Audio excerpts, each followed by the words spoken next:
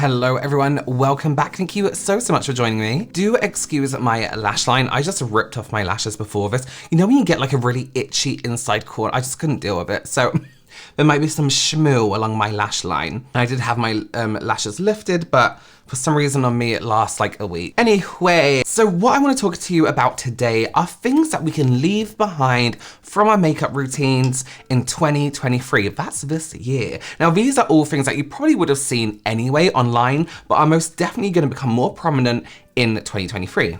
This year. Sorry, I just put something on my lips. I'll leave everything on my face will be in the side. Okay, so let's just get straight into it first and let's talk about under eye powder. I'm not gonna go into the like, oh, it's a thing. But one thing that is definitely gonna be a little bit more well, one thing we're actually going to see less of is the heavy under eye powders. Now we're going through a phase and there will always be that group of people that like to bake quite heavily. But coming into 2023, there's a lot of like natural, your skin, but not your skin, but no makeup, but makeup kind of things happening. And that's going to be in terms of everything. We'll touch on that a little bit later. But one thing you see trending online quite a bit, and trends they always come back around and they're very obvious to spot, is lightweight powder under your eyes. So you can still powder under your eyes, although you do know you don't have to, right? A light sheen off that powder under the eyes is going to become such a thing, such a movement, but we're going to start seeing more light sweeps rather than the powder puffs and tapping on. And this could even lead into not using powder at all. A lot of people are using powders to stop creasing and to set their under eyes. Here's the deal. Under eyes don't really need setting. What they do need is moisture. So what we can do instead of our heavy powders is replace those with a prep for under the eyes. An under eye primer, a face oil, the tiniest little pinch and tap under the eyes, blot it away, concealer, you've hydrated under the eyes. We rely on powder way too much online in the makeup space. It's not necessary, it's not always necessary. So it'd be nice to see people using powder when and where they need it, if they need it at all. Next thing we can kind of drop from our routines in 2023 is contour. Listen, I love contour. And by the way, I'm not saying I hate all these techniques. I'm saying that it's like you can see the trends coming up. I'm still gonna do some of these things. And so can you. Contour. Now, people are still confused about contour versus bronzer versus this versus that. Things like blush and bronzer are always gonna add shape and some kind of structure to your face. What contour does, because it's so cold, is mimics shadow, right? So it literally mimics the shadow of our face. So when we look down and we get the shadow on our nose, that's the shade of contour we use. We get these shadows here. Contour is to readjust your bone structure almost and face shape. What bronzer does is bronzes your face, and it can add like a warmth to the edges of a face.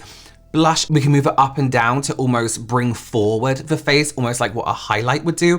A concentration of color makes us concentrate on that area and brings it forward.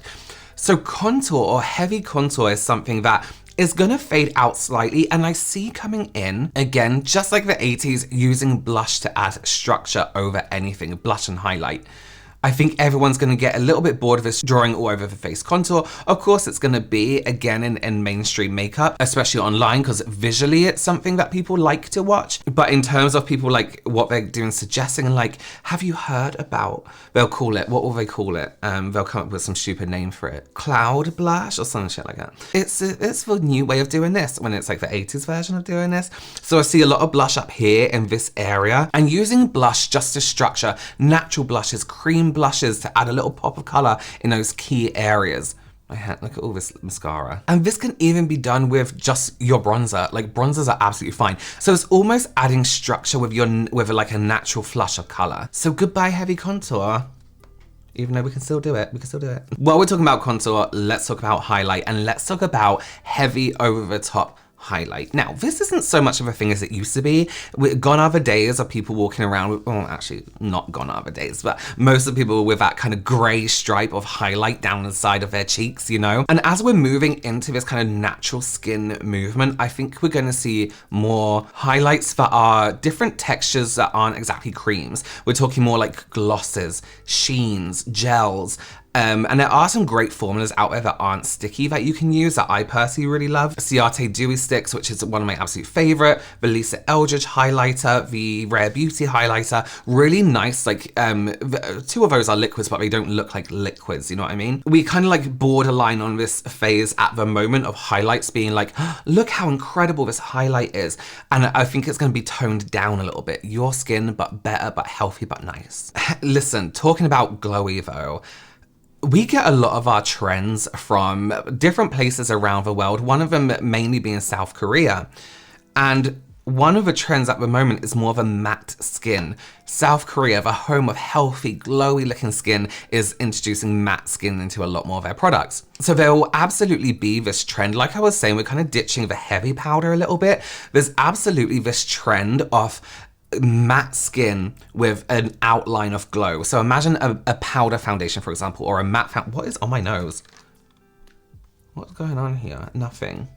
It's a ghost. So imagine matte skin. Oh, that's really annoying. Imagine matte skin with like, for example, like my nose is completely matte. Let me block out that light.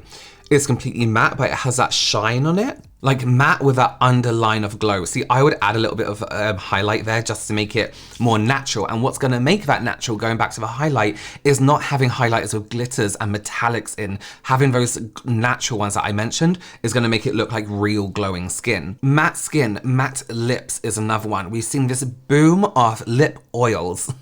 Lip oil everywhere. And there's like two brands that I like of lip oil, Sigma, Luna Beauty. They do great lip oils.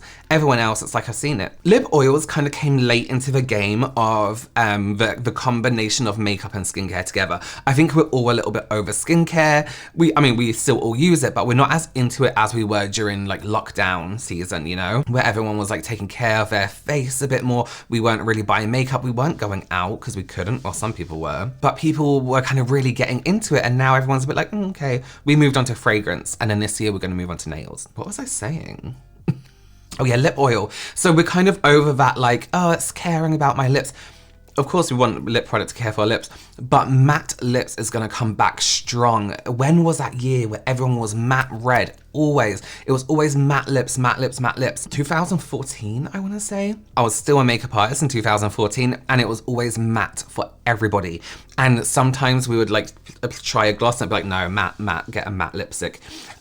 So matte is 100% coming back in. Now, we advance in makeup now where matte doesn't mean dry. It doesn't have to mean dry and tight on the skin. So even being a dry skin person, you can still do matte skin. The Maybelline 24-hour powder foundation, you would have seen me try already, I think would work really well on a drier skin. We have some great options now. We have some great options. And then touch up that dry skin with tiny, tiny points of highlighter. I would even powder over some highlighters with a clear powder. And I've done it before. It doesn't congeal too much or at all.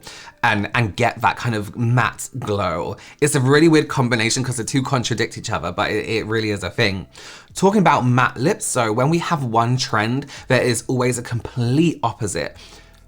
Glitter in lips. We've seen a lot of people, I hate glitter, making their own concoctions, right? And again, we've been through a phase of shimmer, like glitter lip glosses. Do you remember Dazzle Glass was a big deal back in the day, where it's physical chunks of glitter. I'm not talking shimmer, like a little bit shiny. You can see, not chunky like craft glitter, but like it's quite obviously glitter.